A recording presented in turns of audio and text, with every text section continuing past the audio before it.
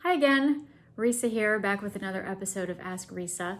This is my weekly video series where I discuss some common wedding planning questions and things that you need to know if you are planning your own wedding. Sorry, I'm just getting adjusted here. There's a bunch of other videos in this series. If you're watching this on Instagram, you can find those on the IGTV tab on my Instagram profile. And if you're watching this on YouTube, there's a playlist on my YouTube channel under Risa James Events that has all of the videos in this series listed and grouped together. So this week I am going to talk about seating charts and how to make one, because there, believe it or not, there's a right way and there's a wrong way. So when you come to making your seating chart, first it has to happen pretty late in the process, the planning process, because you need to know who's coming to your wedding before you can figure out where they're sitting, and you need to know how many people you have and who they are. So this is why I try to encourage my clients to make their RSVP deadline on their invitation pretty far in advance of the actual wedding. It used to be common to mail invitations 6 weeks before the wedding. Nowadays, people, I don't know if it's because they're too busy or too not paying attention to things or what, but they don't respond when they get your invitation. So you need to make sure that your RSVP deadline's like a month before your wedding so that you have time to track down all the people that didn't RSVP and pin down those people so you know who's coming to your wedding and not. So once you have your final count and you have all the list of the people who are coming, then you can start working on your seating chart. So you have to have a floor plan because you need to know where all the tables are going to be, because that comes into play with giving people priority seating. So like your parents and close friends and family, you want to be seated closer to the front or closer to the sweetheart table or the head table or whatever you're doing. So you need to see the floor plan and know where the tables are going to be. Your venue should do this. Some of this is dependent on the venue and sort of geographic traditions, because when I was planning weddings back in Washington, D.C., the venues always did the floor plan. Like that was just a given, that was part of their offering. But now that I'm in Sacramento, I'm finding that some venues don't do that. It's just not part of their package. So if you have a wedding planner, like I help my planning clients with floor plans, it's not part of my coordination package. So if you've just hired somebody for day of coordination, which I've talked about repeatedly doesn't actually exist, no one just shows up on the day of your wedding and makes it run smoothly, but that's beside the point. If you've hired someone only for coordination and not for full planning, they may not make your floor plan for you. So you might have to do it yourself. And you'll need to get an outline of the room or the space, whatever the venue is. They should at least be able to provide you with a schematic so you can draw in the tables. So, step 1, make sure you have your complete guest list. Step 2, make sure you have a floor plan so that you know where the tables are going. Step 3, number the tables. You want to make sure you number the tables before you start assigning people to the tables. And this is where I see people sometimes do this backwards. So you want to number the tables in a way that makes sense. So if you have a head table, up here, and you've got tables that are close, and maybe you've got, this is very impossible to do from here. Maybe you've got a bunch of tables that are grouped on one side with a dance floor in the middle and then a bunch more grouped on the other side.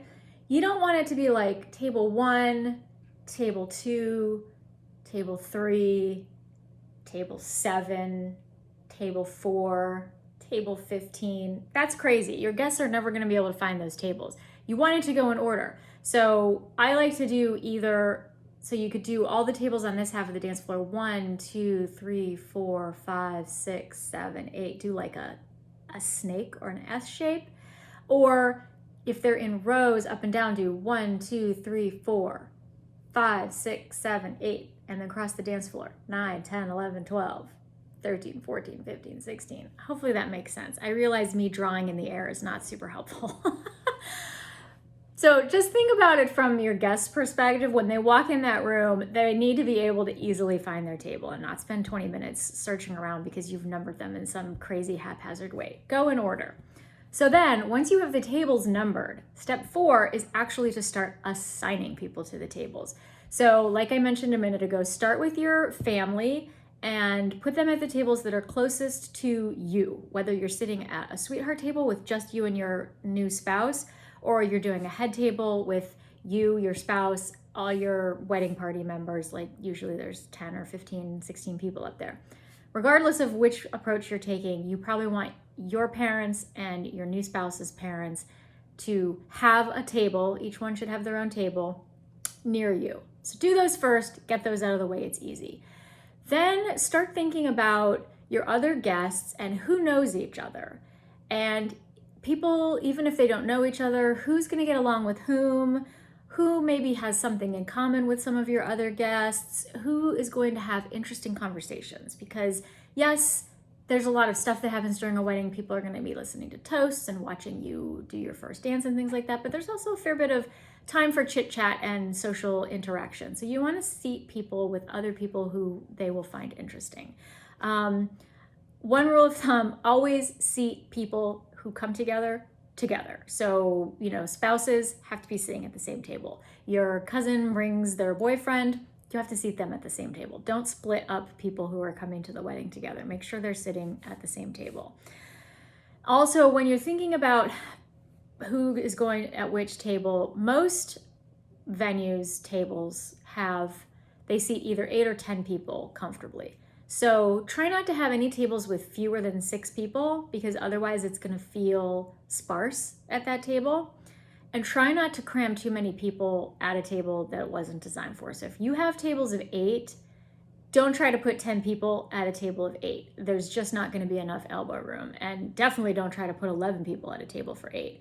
Try to keep it within 1. So if you have 1 extra person and you really want them to be at that table and it's going to be a table of 9 instead of a table of 8, that's okay. But just don't try to put more than 1 extra person at a table, because everyone at that table will feel like they're crowded and they won't have enough elbow room.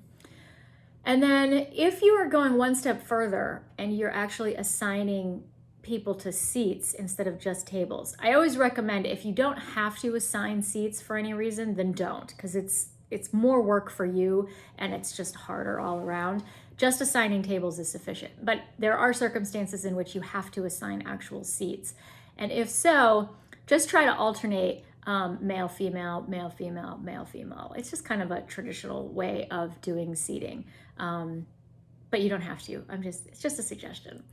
And last suggestion, if you have a lot of kids coming who aren't like babies, not like super little kids, but kids who can sort of supervise themselves and play well with others, I would say kids who are like 6 and up through like teenagers, you might want to seat them all at one table, have a kids table. And if they're young, you may want to have activities there for them to do, maybe like a coloring book with some crayons, or, an activity book with like mazes or matching games, dinosaur, match the name to the picture, stuff like that. I don't know, what stuff that kids like.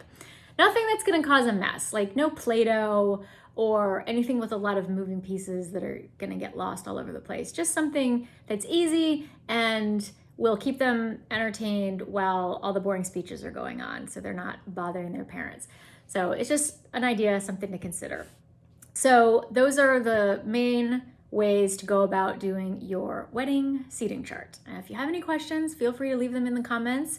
I will definitely answer your question. And if you have a question that's on a different topic, then go ahead and leave that too. Maybe I'll do a future episode about it and answer your question then. And I will be back next week with another episode. Bye for now.